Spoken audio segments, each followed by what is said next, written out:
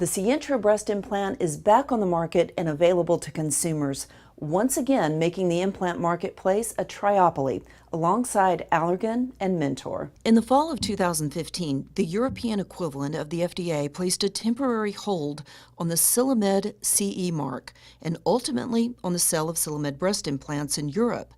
A CE mark means the implant has reached a certain standard of quality. Sientra, a U.S.-based breast implant company who manufactures their implants in a Brazilian manufacturing plant, was not implicated. Dr. Bruce Van Natta had a special interest in this investigation. Like many plastic surgeons across the U.S., he used Sientra implants on a regular basis for his breast surgeries. But Sientra, out of an abundance of caution, decided, because this red flag had been raised, that they would take the high road and remove their implants temporarily from the market until an investigation could be done.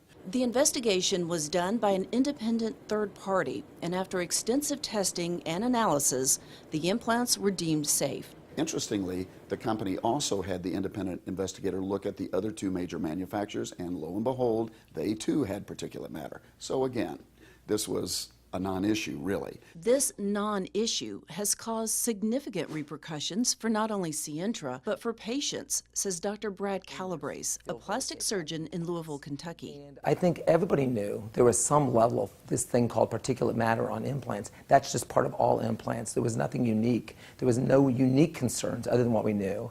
And so it's very unfortunate because it always brings implants back into question again, right? The news is these implants are back, they're safe, and more competition means more choices for women.